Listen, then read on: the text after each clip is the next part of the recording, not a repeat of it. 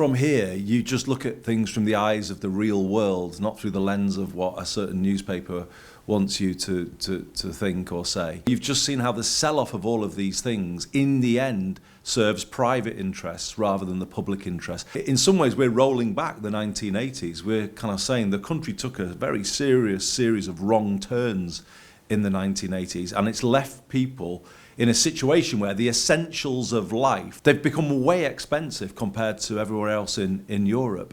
And it's about fixing that. Andy, can you talk to me a little bit about devolution? We're looking at the Department for Housing extending this now across the United Kingdom. Has it been a success here? Definitely. I'm 8 years coming up Mayor of Greater Manchester, and I think Greater Manchester is quite a lot further forward now than when we were in 2017. If you look at the main thing I would point to is over the last decade, and that's the decade from when we had our first devolution deal in 2015 to 2025, Greater Manchester has had on average 3% growth in that period, above the UK average. Now, in my lifetime, that hasn't happened before. What's changed everything? Devolution. When you're looking at sort of the rest of the country implementing these measures, are you concerned that perhaps other councils won't be able to keep up in the way that you have? I mean, if you look over to sort of Ben Houchin's area or constituency, he's facing bankruptcy. Do you think that everyone can hold their area to as high of a standard? I think you're seeing good changes coming through everywhere where devolution has been extended, in the northeast, but also in the Liverpool city region where Steve Rotherham is putting buses under public control like I have done here. It's a journey, isn't it? You know, you don't get everywhere where you want to get to overnight, but I see signs of progress right across the country. And the main thing I think is the extension of mayors and combined authorities is basically changing the London-centric nature of the country. We've always lived in a country that's been very, very obsessed with London and the South East. And finally, I think it's starting to rebalance things up a bit. Well, let's talk about that, because you left Westminster some years ago, and you left because you weren't able, I believe, to input some of the policies that you cared about. And one of those has been bus nationalisation.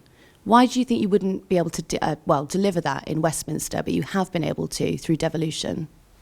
Because buses is one of those things that Westminster has just ignored over the years. I made a point recently about how when I got elected for the second time, I said, how can it be fair that a single bus fare in Harper-Hay, Greater Manchester, costs 3 times as much as one in Haringey, London?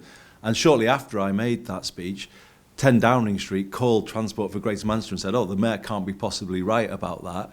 And it really illustrates how down there's just not a focus on those everyday bread and butter issues. It took us to change buses because the Greater Manchester leaders demanded the right to re-regulate buses in return for George Osborne's insistence on there being an elected mayor in Greater Manchester. So that was the basis on which they shook hands. And so it was from here that the fight to re-regulate buses has been won, not by anything that Westminster has done.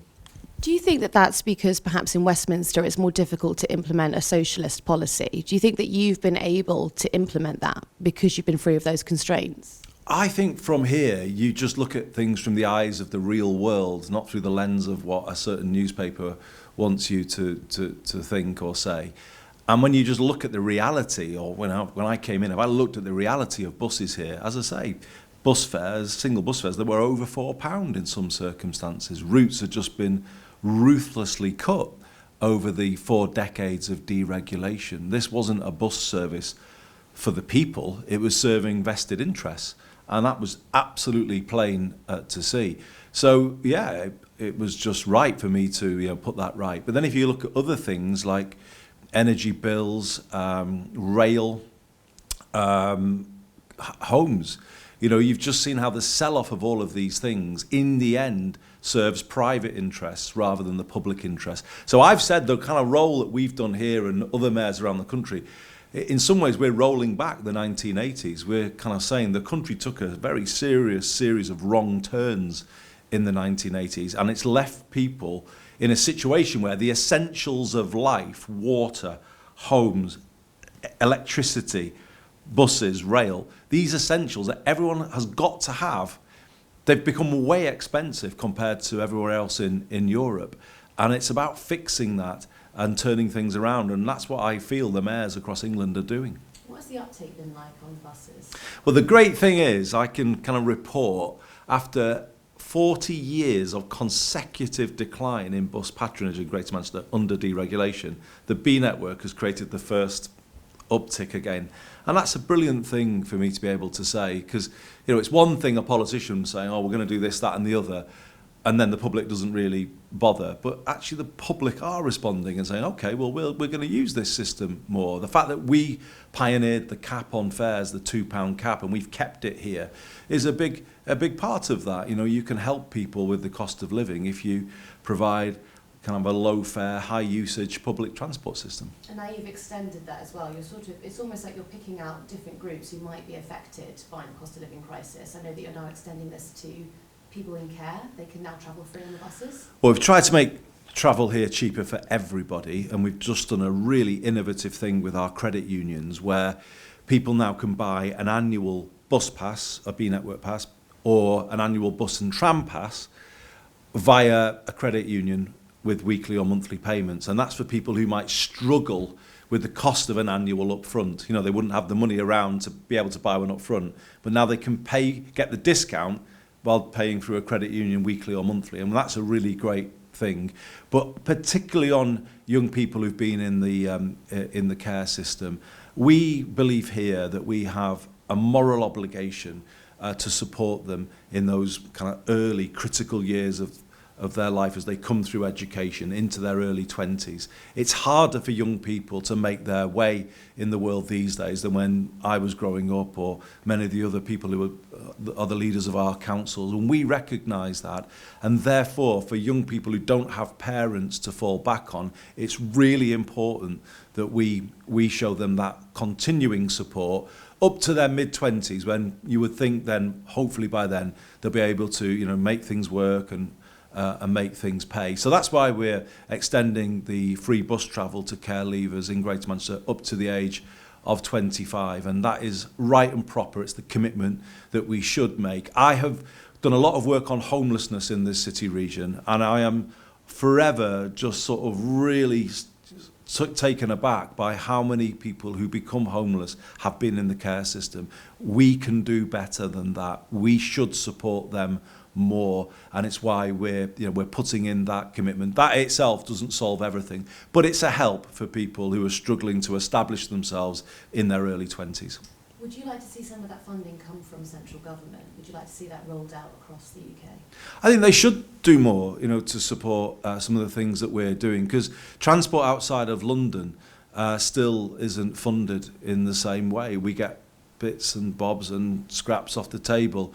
And if we got a proper funding arrangement, I think we would be able to do so much more to help people. And it's not just the current government, it's every government. No government yet, in my view, has really sorted out transport outside of London. But I would say to my friends and colleagues in the government, it could be a really good theme for this government to really, make that one of the driving things that they do. That transport becomes the same pretty much everywhere, and everyone can access lower fares everywhere. I think that's just a really good thing to support growth. It helps people connect to training, to job opportunities. It's a good thing to support people to be economically active. We're worrying about the number of NEETs that there are in the country, young people not in education, employment or training, almost 1 million. Well, actually, if you help those young people with the costs of travel, it stands to reason that more will end up in a better position. Just finally, on that theme of nationalisation, when you're looking toward the Scunthorpe Steelworks, do you think that the Labour government should have gone further and nationalised it? I think it's a really challenging situation given how far things have developed, but I think they took decisive action, and something that I very much applaud. And such is the sort of critical importance of the steel industry to the rest of the economy. I think there's a real prospect actually now to kind of create the transition in the steel industry that it needs, because we do need to move to green steel. And actually, why shouldn't Britain be a leader in green steel in the rest of this century?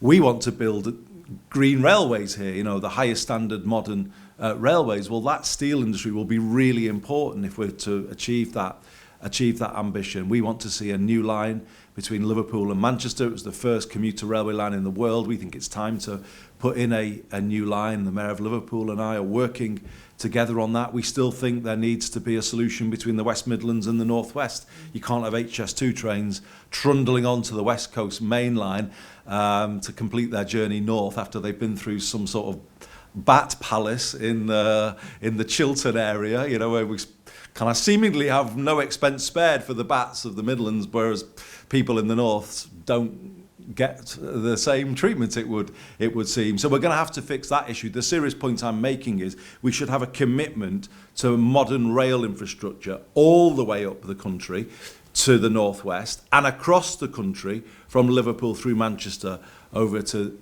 Yorkshire and the rest of the country, and that will support the steel industry going forward, and absolutely it will support the transition of the steel industry to, as I say, green steel in the future. So yeah, it all adds up, doesn't it? It all makes sense, you know. And I would say to the government, you've taken a really good step there, but let's continue this out by, I would say, you know, taking more public control of the situation, helping them make the transition, keeping a steel industry for the future, and then absolutely putting it to work to give us 21st century rail infrastructure right across Britain.